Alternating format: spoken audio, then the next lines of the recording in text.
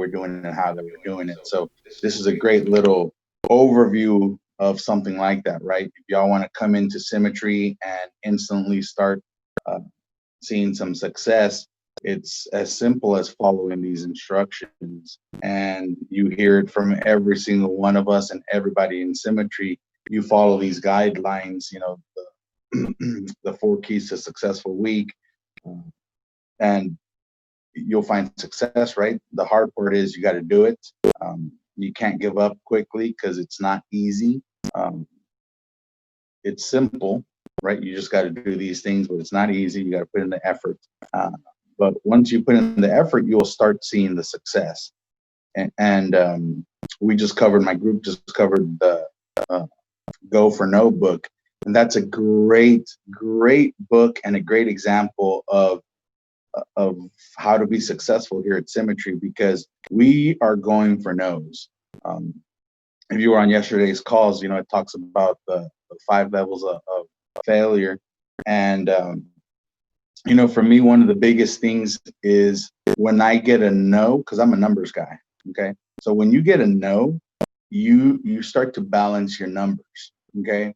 And so if you were on yesterday's call, you understand when you're getting all these no's, and if you're tracking your numbers the way you should be through your activity, your weekly activity, you start to understand. So if I got 10 no's and I got 1 yes, now I have a formula. I have a formula to get the results that I want. Because if I want 15 yeses, 15 appointments, that means I have to dial, right, X amount, 150 dials. And you'll see that numbers, whatever your numbers is, the beauty is your numbers at that point. So just a great way to track how to get to where you want to. And these are kind of the steps to follow to get those results. Okay. Somebody. So first of all, the 2 reasons that people don't make it on the phone. One is they don't dial enough. Okay. And I can't stress that one enough. If you're struggling on the phone, just dial some more. The more you dial, the more success you're going to have. It's just that simple. I wish there was a learning curve, but you'll hear us say it's baptism by fire. The more you dial, when you dial 1,000 dials in a week, you're going to get good, period. When you're dialing 200 dials a week, it's going to take you 5 weeks to get as good as the person that dials 1,000 dials in a week. Okay, it's just simple math. So the more you dial, the better you're getting. A good number to track is, I would time myself. So you need to time yourself. Is you want to dial 25 to 30 dials an hour. Okay, so that means setting your timer and making sure you're dialing. When I say dial, that means every time you hit send, right? So you want to be able to do that and track your numbers. So I've gotten up to 60, 70 dials an hour. So the numbers we're asking for are not hard. It's just making sure we're doing it. And the hard part here is making sure you do it yourself, because you are your own boss here. Okay. So 25 to 30 dials an hour, a minimum of 250 dials a week. Okay. That means you dial until, in reality. When you get with your upline and you establish how many appointments you need to have for the week, and you start seeing your numbers, you adjust to the amount of dials you have to do to get the appointments you want. Okay, and you can't stop. Okay, you got to treat yourself like a boss, and you got to treat yourself like an employee. Okay, because you're both in this situation. So that means if you said you were going to set 10 appointments, and you dialed Friday and Saturday, and you got 8 appointments, that means you have to hold yourself accountable and get the other 2 appointments, whether it be dial until those 2 days, or you dial Monday, or you dial Sunday. But you got to hold yourself, because your boss would hold you accountable, right? He would say, hey, your quota is 10 and you're at 8, so go back and figure it out. So you need to hold yourself to those standards as well. Sticking to the phone script right now, especially if you're doing telesales and Zoom, it's so important to stick to that script because it helps you build rapport as well. Okay. You start to get familiar with the family or with the clients that you're helping. You're asking them personal questions, that little uncomfortableness, and they're starting to understand that you're serious about what you're doing. So you're asking these questions about the personal health, um, their age, their date of birth, and it helps lock down the appointment. So I can't stress enough to make sure you're sticking to the script and you're asking all the questions. I've adjusted my own myself too. Uh, if y'all have heard me dial before, it was pretty short. Um, but I've gone to the entire script now as well, just to make sure I'm building that rapport over the phone, to make sure they're answering the phone right, because if not, you're going to get a whole bunch of no-shows. Let's see here. Uh, Triple dial, getting a hold and resolving your leads. Okay, super important when you get your leads. So first of all, you need to make sure you're getting leads every single week, no matter what. Don't think you're going to work all the leads you've purchased before in the past and continue to get more and more and more important. It's not the way it works. Okay, follow the system. The system says every week you have to get leads. You get your leads and you resolve 80 to 90% of them. Resolve means you got a no or you got a yes. Okay, back to the go for no. You cannot throw that lead away until you get a solid no. So that means you have to continue to dial that lead. And if you call them all week this week, they don't answer, guess what happens next week? You got to call them again, plus your new leads that are coming in. Okay, that's not the way you want to be operating. So you want to make sure you're dialing as many dials as you can and you get them to pick up. There's nothing wrong with dialing somebody 25 times in a day. Okay, I heard it the other day. So you do what you got to do to resolve them. Okay, you dial until they answer. Once they answer, you get a clear yes or a clear no. Okay, not a maybe, not a call me back next week, because that doesn't help you. Because what happens? You got to call them again next week. Okay, you can't be afraid to ask the tough questions. And the tough questions is because we don't want to lose the lead because we purchased it, right? Or we invested in it. So we don't want to lose the lead. But the tough question is, hey, Mr. Rodriguez, is this still something that you were concerned about? Is you want to, did you still want those options, so we can talk about them? And if not, I can go ahead and take you off my list. But I just want to know, is me following up with you still something you wanted me to do, or is that something you're still interested in? And we don't ask that question because they're going to tell us no, and we get so scared of it. But you got to be able to throw that lead away. Okay. So don't be afraid to ask those tough questions. So making sure you triple dial or you're dialing until they answer. Low and slow, when you're on the phone, especially when we're new, and I was exact same way, it's so hard to control your tone of voice, the sound, and the speed that you're speaking, because you're nervous or you want to get an answer right away. So it's so important to be able to control yourself and understand and listen to yourself. So the best way, first of all, is to record yourself and listen to yourself doing your uh, your spiel, or just realizing if you're using the power dialer, it records you, which is really cool. If not, you can record yourself through the phone.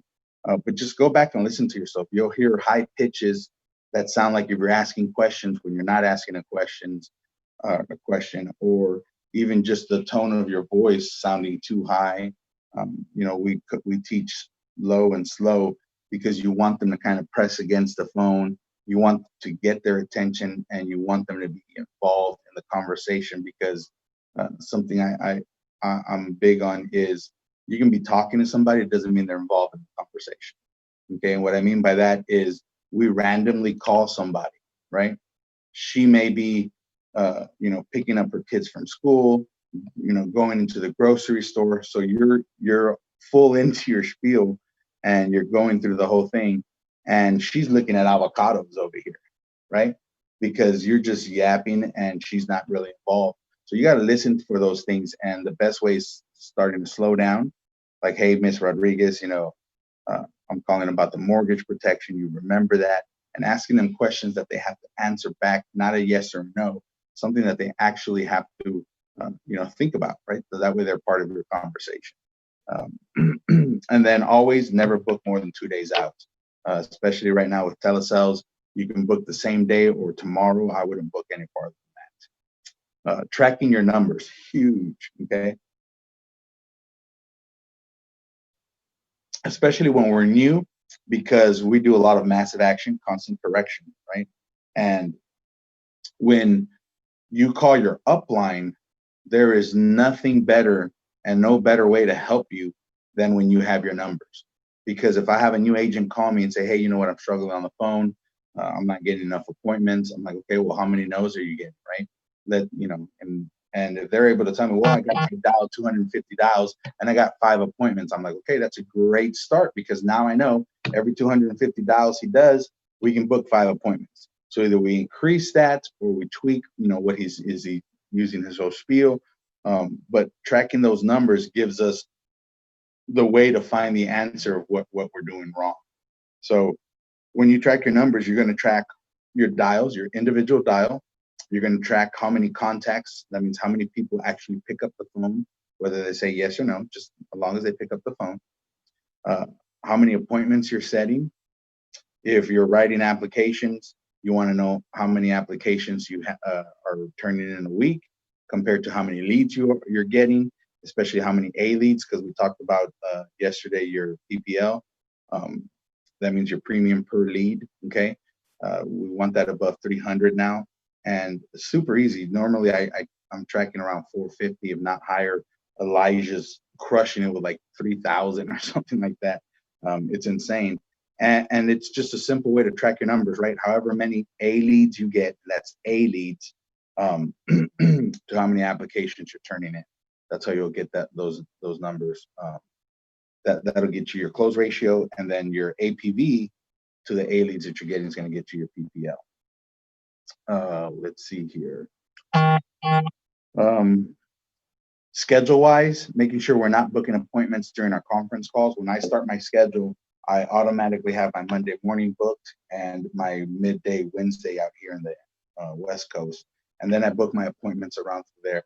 And actually, what I normally do is also plug in anything I have with my home, with my lifestyle, around my kids, and then I'll build my appointments around that.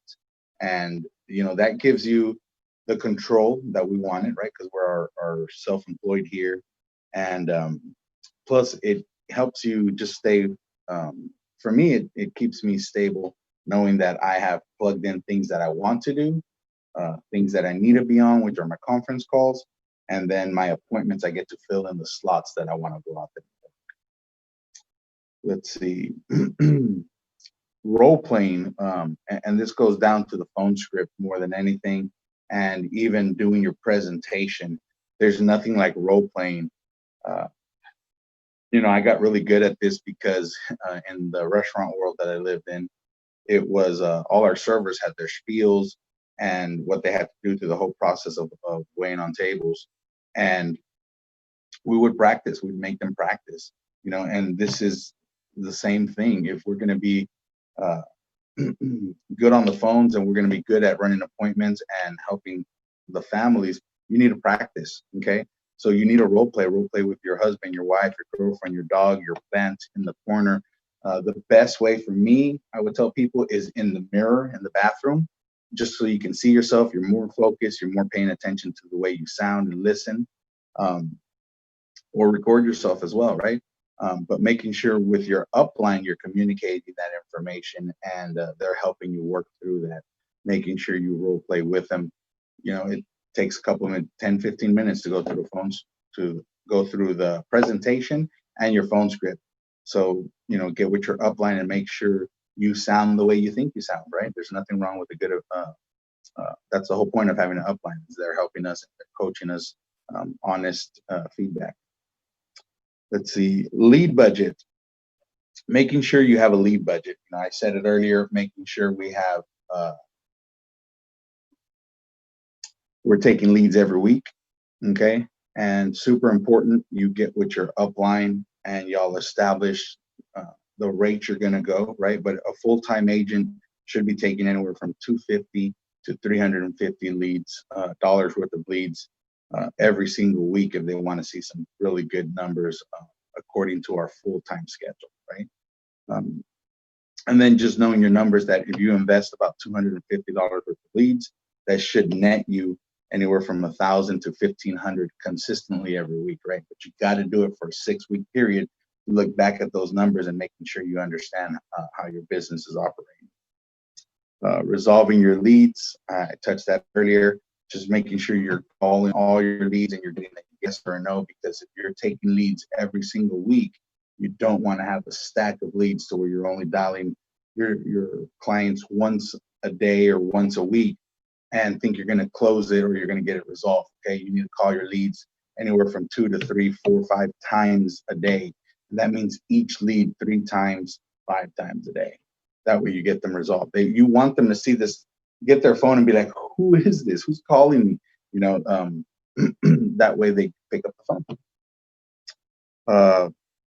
Door knocking, you know, if you're able to go out there right now, depending on your state, after I've dialed for so long, usually I'll do it for 3 or 4 weeks, because we keep our leads for 5-week period. So if I know I'm getting to the end, I will book door knocks around my appointments. Okay, and that's super important. Don't go out there and just door knock. If you're going to do a door knock, it's going to be because you have appointments around that area. So you're condensing your time and you're trying to resolve some leads that you haven't had success. Reminder of massive action, constant correction. If you don't know what that is, make sure we're plugging into all our Symmetry training online and you're getting in there. But massive action, constant correction basically means following the system in reality, right? You got to make sure you're dialing plenty of dials, you're booking as many appointments as you can, and constant correction means every time you don't have success, or even if you have success, you're getting with your upline and you're asking for their feedback, like, hey, this is what happened, this is what they told me, and this is what I said, what do you think? And you know, they're able to help guide us in the right way so that we're getting better every single time. Audios, I suggest. Okay, I can't talk. I love SoundCloud, so you know, driving so many appointments, I'm always on SoundCloud even still. And if you don't know what SoundCloud is, if you go into our training on the website, they have SoundCloud audios, which is every conference call we've ever had, I think, in the whole company since they started, are on there, and all their training. So some of my favorite ones is mastering the phones, especially when we're new. So write that one down, mastering the phones. And there's a couple versions of those, so you can listen to all of them. The next one is working older leads. That one's really good. And then for running your appointments is emotional labor. Okay, emotional labor. That one's probably my favorite out of every SoundCloud I've ever heard. It just kind of put into perspective what we do and how we do it. Let's see here. The next part is, so we've talked about producing and going out there and building your, or not building your business, getting out there in your production growth. Okay, you got a dialing tool. You got to make sure if you're a full-time agent, you're booking 12 to 15 appointments. If you're doing telesales, right now we're trying to teach 15 to 18 appointments to making sure you're getting your 5 applications a week. And making sure you're investing in your leads every single week, at least 250 if not more, so that you're starting to produce the income that you want to as a full-time agent. Okay, that's your production side. As a new agent, we also recommend that you start building. Okay, there's nothing like getting an email from the carriers that you're getting a spread or a commission off of your team's effort. And that's the true goal here at Symmetry. Okay, we don't force you to build, but we are teaching that if you want to last in this industry, you want to build an organization and truly experience work-life balance, is you have to build. Okay, and the way you build is very simple. It's bringing people you know, or finding people that that want to come into the industry. The beauty part about it is it's so simple to build here at Symmetry. When I say simple, it's not easy, simple. Okay, It's simple because you find a candidate that wants to know more about Symmetry, because we ain't convincing nobody. You send them either a text or an email about Symmetry. There's a video out there that we use, get with your upline, and then you plug them into your upline. Okay, and you're very new here in Symmetry, so you're not comfortable talking about it, how to explain it. That's what we're for. Your upline, that's what we're for.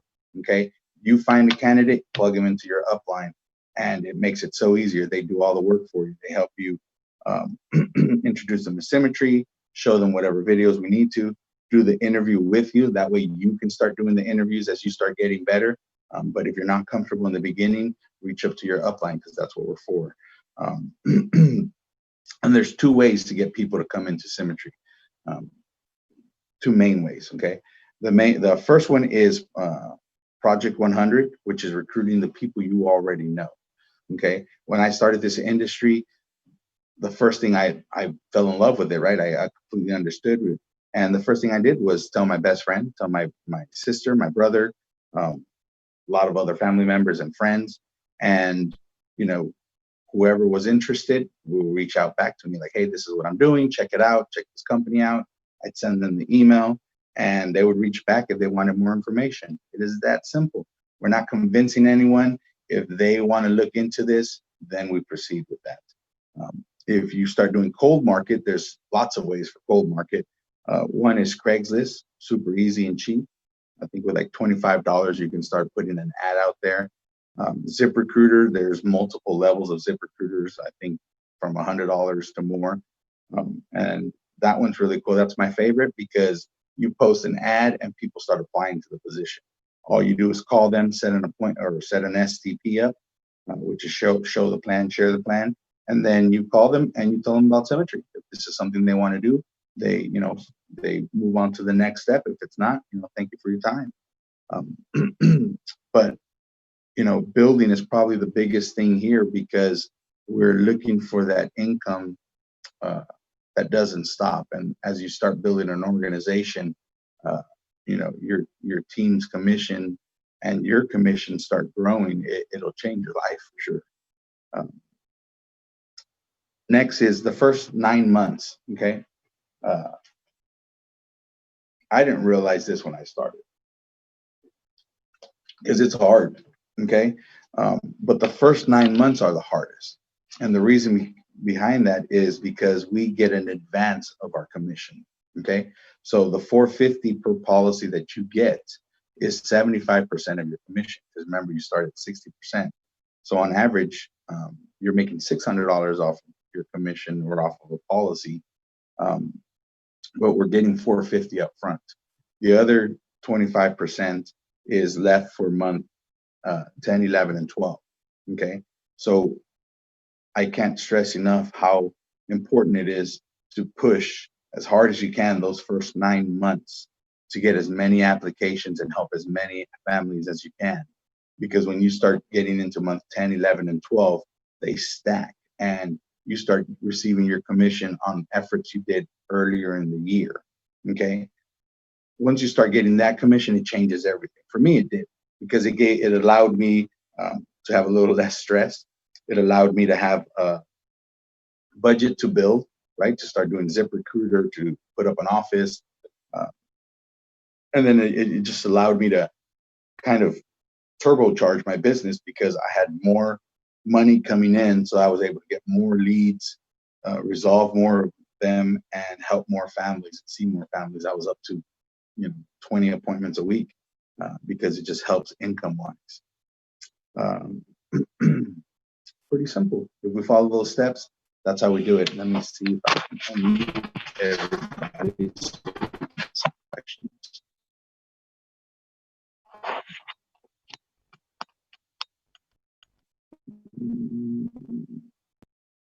All right. I think you can unmute yourselves now.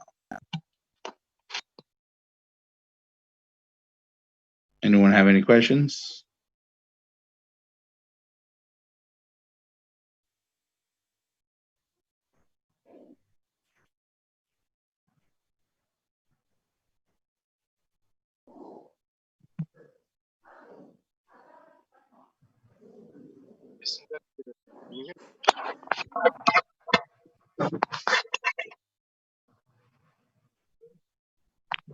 If you're not asking a question, mute yourself, please.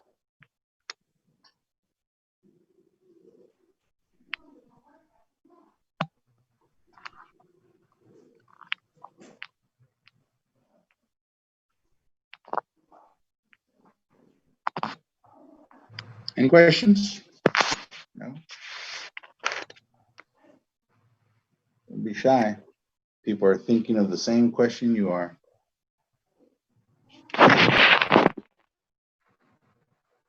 Yeah.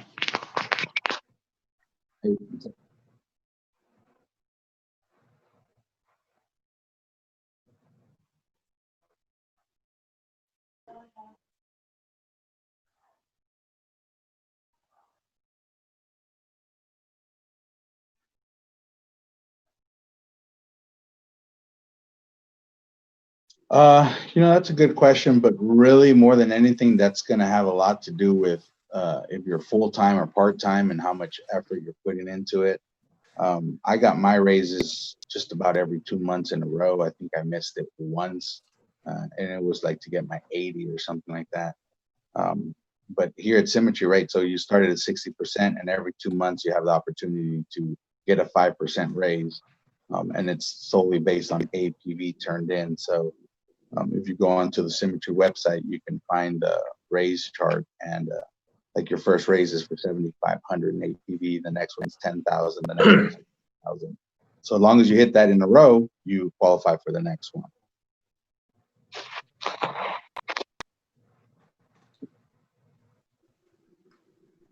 Anyone else?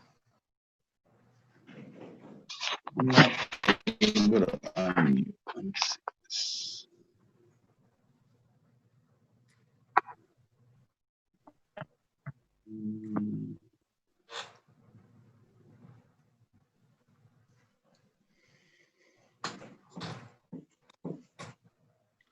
Joe, Dominic had a text question that he put in there, and then I also have a question. Sure. I Um, have it unlocked to move. I don't know what it unmute. Let me request for everyone to unmute themselves.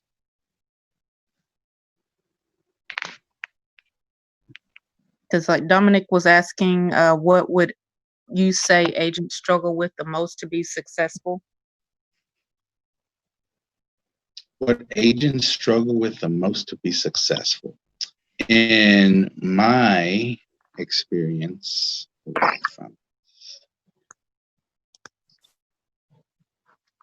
we go. Dominic, I send you a request on me. My experience, the hardest part is being your own boss. I say that all the time because I struggle with it. It's getting yourself up and wake up in the morning and going to do your dials or running your appointments or just putting in activity into your business, wherever you have holds. But it's making yourself do it, right? Today's the perfect example because I'm right. Like I can be there 30 minutes later, I can be there an hour later, and it's holding. I say it all the time jokingly, but this is the way I see it. It's you're your own boss, and then you're your own employee, and you have to treat the boss you has to treat your employee you like an employee, because it's just human nature. We're going to push our limits to wherever we can, and you have to make yourself get up. It's part of like what I was talking about earlier. If you say you're going to have 10 appointments this week, you have to hold yourself accountable. And it's holding, I guess that's the best version to say it. It's holding yourself accountable as your own boss, because no one, Chris doesn't call us. I don't call my downline and say, hey, did you wake up and put in some activity? Are you dialing right now? Because you said you were going to be dialing at 10 o'clock today. And no one does that. You have to do that yourself. And that's the biggest hold, right? Because we talk about time and freedom. And what I see people do is start making the mistake of, hey, I can do it tomorrow. I can do it later on today. It's my business, my schedule. Well, If you start treating like that, trust me, you're never going to end up doing it, or you won't find the success as fast as you want it to, because you're not working at a pace that you're where you hold yourself accountable and set your goals, right? Because we say, hey, I want to book 15 appointments and I want to run monthly. I want to have a 25,000 APV and I want to do this. Okay, no one's stopping any one of us from doing that.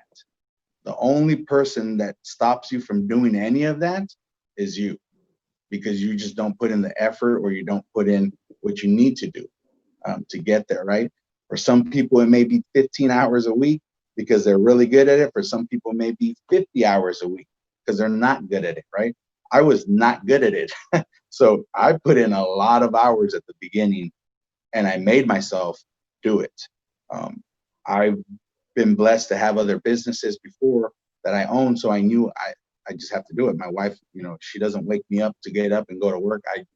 5 a.m. I'd wake up and I'd start calling carriers and I'd start doing this. But the biggest barrier that I see agents finding success quickly is you just got to make yourself do it and hold yourself accountable.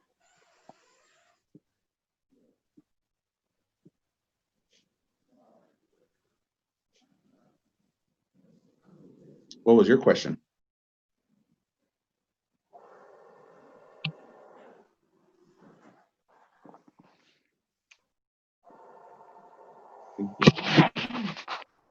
Why does it not?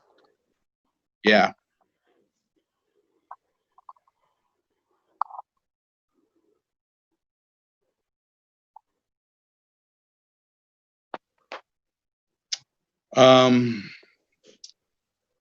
When they tell me, I'm gonna think about it.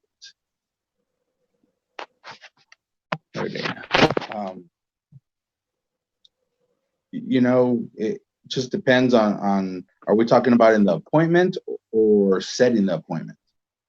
Well, actually, my question is both, because the phone is different. Like a lot of times you'll get the no, and then you can say, that's exactly why I'm calling, or, most importantly, and then continue with the, trying to probe into the facts that you have and get them kind of back on the conversation mode before they actually hang up. A lot of times, if you catch somebody at the wrong time, they just hang up, and then, I just put back in the stack and then try again, because, you really didn't even get a chance to talk to them. So, I mean, generally keep those people in the stack until you really do get a conversation. Those people that just say no and hang up, like, I'm not interested, no, hang up. I mean, they don't even give you a chance to respond. Do you put those people back in your mix? So the people that tell me I need to think about it. Really, I ask them a question, either or in the appointment, or setting the appointment, or running the appointment, and it's just very simple, because when they tell you I need to think about it, that means it's going to require us to follow up with them again, right? Call them in a week, a month, whatever they tell us. So I just ask politely. I'm just like, hey, Daryl, is this still something you wanted to look into? Most people, when they tell me I need to think about it, it's the price is wrong, or, they just don't understand it too well. But if this is something you don't want me to follow up with, I can take you off the list, because I can't strenulate enough. You want the no. You do not want to think about it, because that means you have to follow up with them again. And remember, what you're saying is to try to get to the why they're saying and think about it. Like, is it that the price? Like, can you tell me why you want to think about it? Is it the price? Is it that you need more clarity? Is it that you need to talk to your spouse about it? I mean, help me out here. Yeah, that's exactly what I tell them. So it more than anything, it's finding out if this is even something they're interested in, right? Because we're not convincing anyone. And the reason a lot of us don't ask the questions, and the reason I didn't ask the question at the beginning, was because I was scared that they were going to tell me no, right? So I didn't want to probe into that one, and I was happy getting to think about it, because I get to call them later on and maybe they'll buy it. No, it's I need to resolve you today, right? So it's like, hey, Daryl, you're telling me you need to think about it. Can you explain why? What is it? Is it the price? Is it this? Or this is just something you're not interested in, and I'll take you off my list. And you'll be surprised of the answer you get. They'll be like, hey, you know what, Joe, I am interested, but I got this payment and this payment, because they're thinking like any one of us would think, right? So I get a lot of, you know what, Joe, I bought a refrigerator 6 months ago. We're 4 months into it, and I'm on a 6-month program. So I need 2 more months. In 2 more months, I'm going to pay off my refrigerator of $180 a month. And that's where I want the whole of where I'm going to put this in. Great. Now I know in 2 months that he's serious about it, right? And I got to wait the 2 months. Or though you'll be surprised, you know what? This is just not, I don't care about this. And we're scared to get that answer. I don't care about this, right? Because we ran the appointment with it. But you got to get that no, because if not, you're really just wasting your time. You never had the policy, you never had the client until you actually write it and have it. So it's not like you're losing it. You're just getting them out of your way, because if not, they're going to consume your time. Vampires, right? They're going to consume your time next week. And the next week when you follow up, they're going to say, hey, you know what? I'm still thinking about it. I haven't gotten to be able to talk to my wife. Call me next week. They'll continue to put you on that little ladder. So, I've just done it so much. I'm over it. Right? It's like, hey, is this still something you want to deal with? And they'll be like, yes, you know what? We are. But I need this to happen, or I need this to happen. And you get resolution of what you need to do. And it stops you from chasing somebody to keep telling you anything about it. Yeah, because basically you could, tailor it to their budget. Now. So, I mean, if you put that out to them that, we can custom tailor to what you have available, and you can always upgrade down the road or something. So if they say no to mortgage protection, that they, when you call them and say it's not, call them in a long time, and in the meantime, they already got the mortgage protection coverage from someone else. So then that's a no on that. You already have the resolution, but then just offer, we have other things that we can assist you with. You'll be surprised of what they'll tell you. Like I said, I get a lot of the, hey, I'm making this payment and I want to free it up with this. And when they tell me that even opens another door, right? They're like, well, I want this policy for $150, but I can't because I'm paying my refrigerator, right, for $180. And, really right now, all I can afford is $25. Great. I can start you on this one right now for $25. And in 3 months, when we pay off that refrigerator, we'll get you the policy you want. But right now, Daryl, I get to leave the home knowing that you're protected, right? I came in here and did my job, and their policies are flexible. So we're able to change it when you're ready, right? Because whether it be 5 years from now, whether it be 2 years from now, we can go up or down on the coverage that you're looking for. But today we have you protected. Even if it's just a little bit, it's what fits your budget, Daryl. And like I said, it's probing and asking the difficult questions. We don't ask those questions because we're all scared that they're going to say, no, I don't want this. But if you ask why, hey, was it the price? Is it something I didn't explain correctly? We can go back and explain it. You'll be surprised at the answer. When you're not scared and you're confident that you're really there to protect them and you want them to understand everything about what you talked about, you'll be surprised at questions they have that they're scared because they're in the same boat we are. Somebody just came to their home or they're having a telesale. They're nervous. They're scared to tell you no, or they're scared to ask any questions because they're embarrassed that they didn't understand what you talked about. Remember, nobody knows anything about insurance. They don't know what term means. They don't know what living benefits are. And we crunch it into a 15-minute presentation. They still don't know anything, right? We talked about it yesterday in the book. If you listen to it, you retain 20% of the information that's given to you. So that means after your presentation is done, they've only retained 20% of the information you've given. They have a ton of questions. It's us not being scared to do our job and asking those questions that get their questions to come out because they're nervous, they're uncomfortable, and they don't know what you just said. Or like you said, they don't really know what to ask because they don't understand the insurance process. So they may just be intimidated that, gee, when he asks, like, do I have any questions? And you're like, well, I don't can't think of it now. Like, what am I supposed to ask, you know? Yeah, So they you may can not. start asking Yeah. questions for them, like, "Hey, Daryl, you understand?" Because they're so. I get a lot of, "Is this going to ding my credit?" Yeah, that's how Ah, confused they are. Because you're mm, giving them they have to give you their social. They think it's going to affect their credit score. That's how confused these people are, right? And uh, it's our job to answer and have them understand everything that we do. So I jokingly, when that happens, stuff like that, I'll just jokingly be like, "Hey, you know what? You understand this doesn't affect your credit score," because I get that question a lot, and then it kind of eases up because it's a silly question, but trust me, they're thinking about it because they don't know what's going on, and it kind of just makes it easier for them to start asking questions. You understand that there is no paramedic, there's no doctor's going to come out and check you. This is between, I'm the underwriter. I'm going to ask you some questions if you want to fill out then I walk them through the process, right? If you want to do this, this is what would happen. I'd get your information. I'm going to ask you a couple of health questions, and it gets them to ask more questions more than anything. got it. Okay, that's helpful. Yeah.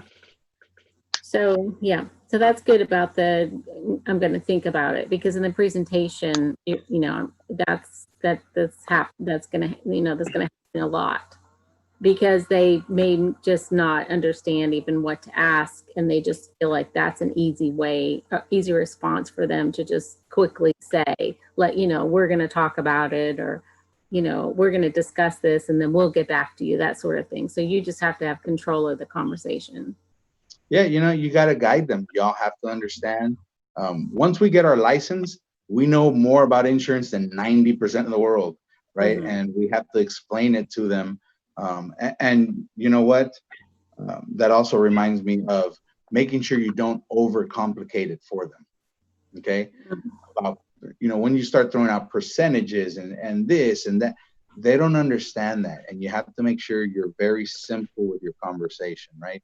Um, I want to be polite. So you want to dumb it down for people, right? You wanted to make it super simple. You understand if you pass away, Cheryl's going to get the benefit, right? They're going to pay it to her like this. And you'll be surprised if they just start saying, "Oh, okay, now I understand." I mean, I've gone through a whole presentation and they still don't understand that if they pass away, we're paying off the house, right? They don't, like I said, 20% of your presentation is all they're retaining. Mhm. Okay. So it's better to cover like other things like living benefits and stuff like at the end while you're getting. Yes. So like when you don't make a program or a policy, whatever you want to call it, sound so nice. Okay. Yeah. I try to tell people this is like selling a car. When somebody buys a car, they only look at the color, how it looks, and what's the price. That's it. They don't know it's a 2.6 engine and it has an EcoBoost, and you got your enthusiastic, people that know all that stuff. But 90% of the people that go buy a car, what color is it? Does it look pretty? And what's it cost? That's it. Once you get that, so same thing, right? This is a full plan to pay off your house. This is a half plan. This is a partial. It costs this much money. It's for you. If you pass away, it covers for her, and it's this X amount of dollars. Yes, I like that one. Okay, great. So this is what you want to do. Yes. Let me tell you about it now, right? They've already agreed, because if not, you're just going to confuse them, because they're like, well, this one had those living deaths, and that one had, it was what? You just confuse. It's just way too much information. And make sure when you're doing your presentation, I wouldn't put more than about 3 options out there, because you're just making them think. They don't understand what this is. You got to make it super simple for them. And that's why I close a lot of policies, because I keep it super simple for people. I ran a couple of appointments with other agents, and they vomited on the client about everything this policy did. And it was stuff I didn't even know they did. Remember, they're going to get an actual policy, a booklet in the mail that explains everything about it. And that's when you tell them, "Hey, when you get that and you have any questions, call me and I'll answer those for you." right? Because you don't want to do it trying to get them to say yes. Okay, that's I think that's valuable, is to, I mean, definitely the three options are in the presentation anyway, in the mortgage, PowerPoint, which is great. Because Mhm. well, but those additional things, yeah, either keep it very short and simple at the end. It also includes some extra frills. You'll get that explained in detail in the packet that's going to come to you directly from the carrier. And, we can, clarify any questions you have then too. So I like that. I like that approach. Yeah, we get excited because we know the product or we understand a lot more about it, and we want to tell everybody, it's going to do Yeah. this for you, it's going to do that for you, and oh Yeah. my God, it's going to help you in so many ways. You get excited, but they don't know what you're talking about, right? So you got to keep it real simple. It's like get them to agree to it, start filling out the application, and I use that a lot of times while I'm filling out that application, because you get that little silence, right, where it gets a little uncomfortable sometimes because you're doing what you need to do on your computer. I use that like, hey guys, you know what? A little thought about this policy. It also covers this, and it does this things for you. Or at the very end, once the policy is submitted and done, hey guys, let me just make sure you understand what you got today, okay? And this is what it's going to do for you, and these are the things it covers. Because if not, they're going to ask you every single policy what it covers, what it does. Now you just confuse them with everything. They only need to know the policy that they like or the program that they like and what it does for them. True, because you would waste a lot of other time that was unnecessary. Mm-hmm. Right. Good point. Thank you. Anyone else have questions? Or can they mute themselves?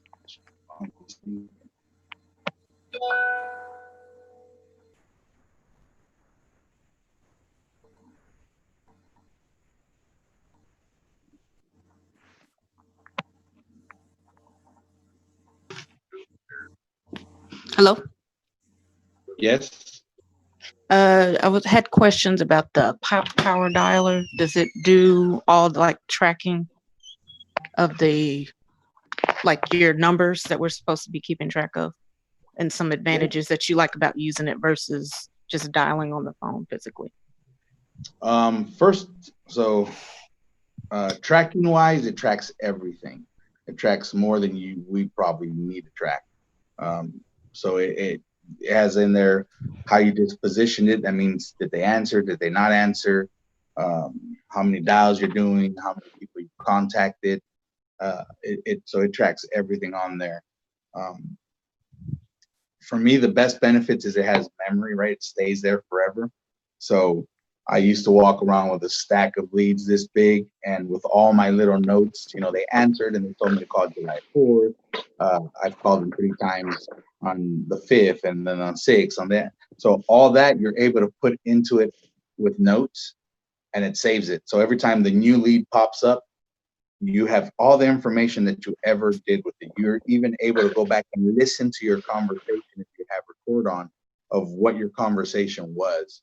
I mean, I tell everyone, you don't have to use it, but it's for me, it's like writing an e-app. I'll never go back to a paper app. So I'll never go back to dialing by hand when this thing can dial 70 dials plus for me.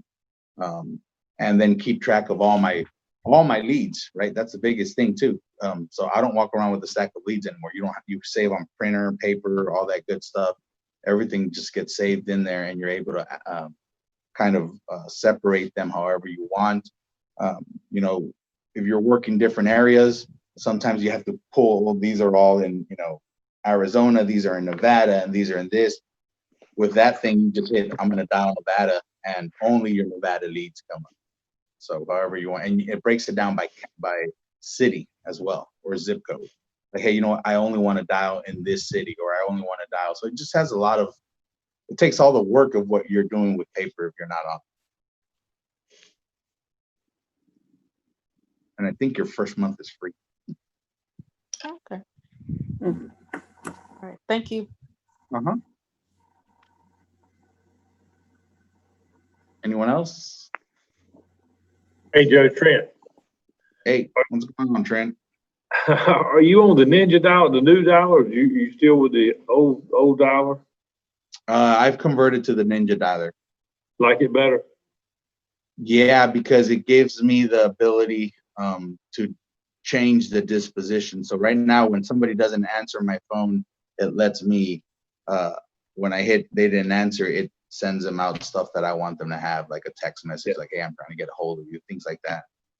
So it just has more power. I'll call you about it later. Yeah.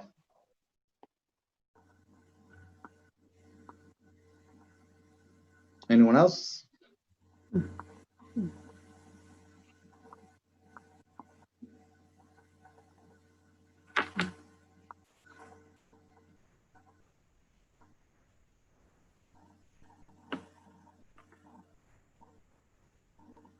So it was the power dialer that we were talking about, the phone software.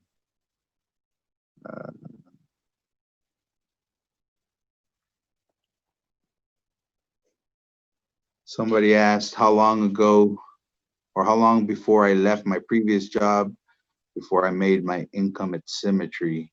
So I went crazy and I quit my job and made Symmetry my decision. That's the only thing I'll say about part-time if you're trying to transition. It's hard because you still have your regular income, right? So if you have your job and you're trying out Symmetry, you won't give Symmetry the entire effort sometimes because you know your paycheck's still coming in, right? And then you say, well, Symmetry doesn't work. So I knew that was going to happen because I did it. So when I started Symmetry was technically in August 3 years ago. I was getting my license, but then I had my job, and then I had to study, and I had to do all this to go into Symmetry, and I'm like, yeah, my paycheck's still coming in, right? So 4 months later, I'm still annoyed of my job, and I'm like, I'm done. But I already know myself. I know I'm not going to put the effort in to have to make the money with Symmetry because I still have my paycheck coming in. So I quit my job completely. And I got with my before I did it, right? Or actually I quit first and got with my upline, talked to Chris, talked to Mark, and I said, I have to make this income now. There is no ifs, ands, or buts about it. I have to. When you have to, it changes everything because you have to. Okay. A lot of us out there don't see ourselves too successful because you don't have to. It's just that simple. If you really had to, you will do it because it's simple. You dial until you get the appointments and you talk to enough people until they say yes.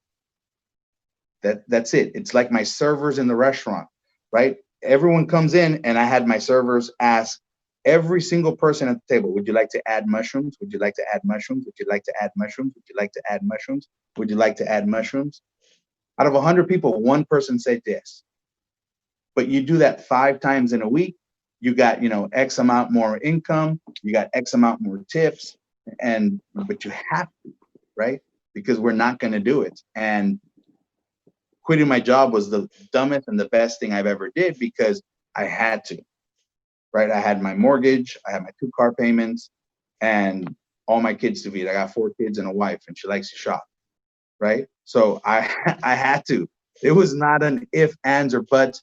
I made Symmetry the decision that works. It works. I've never done this in my life. Elijah has never done this in his life. We come from different worlds. All we did was say, this is what I'm going to do, and I'm going to do it the right way.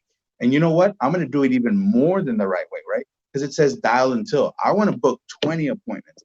I want to see as many families as I can. I want to challenge myself to this. It's not a bragging, but never in my life have I made $65,000 in a month. Unless y'all have, I never did. I made a really good income with 3. I owned 2 businesses and I worked at a restaurant. And I made a really good income. It took 7 days a week, like 18 hours a day. Ridiculous. Cost me a divorce. Okay. Here in 7 hours a day, if that. I created in 1 month a $65,000 income. It's what I made in a year. I've never seen anything like this. It works. You just got to make yourself wake up and start dialing. Like right now, if you don't have the appointments that you want this week, there is nobody stopping you from picking up the phone and calling your leads. There's absolutely no one stopping you from doing it. And you can pull up, well, I got a store and I got to go wash the dishes, because I got up and washed the dishes. And I've never washed dishes in my life. But one day when I was dialing in my living room table, I got up and washed the dishes because I hate dialing. I had to.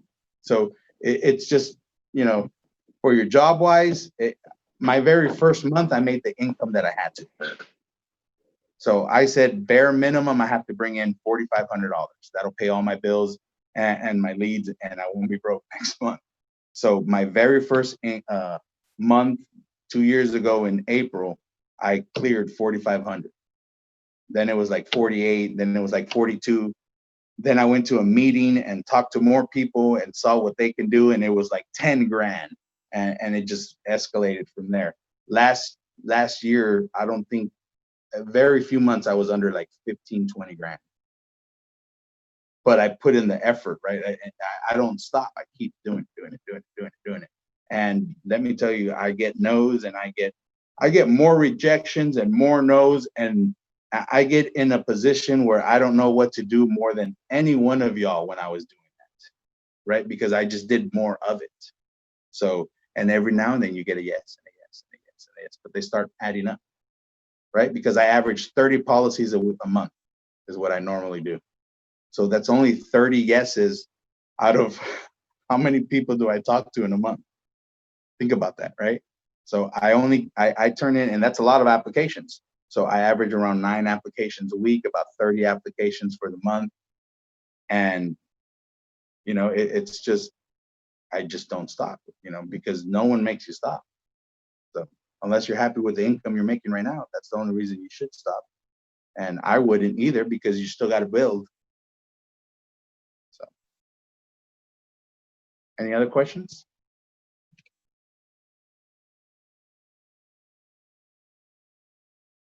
Absolutely. Well, if no one has any more questions, we'll call it a day. I hope you all have a great week. Remember, no one's stopping you from dialing and creating the income you want. I know it sounds hard, and we talk about all these things, but you'll be surprised. And I tell everyone this is dial 1,000 dials in a week, in a weekend, right? For next week, your future next week self is going to thank you. Because I don't care how bad you are, if you're dialing 1,000 dials a weekend, you're going to make a really good income next week. You're going to talk to a lot of people, and you're going to get that much better, that much faster. So go out there, have a great week, and hopefully we see each other soon. Y'all have a good one.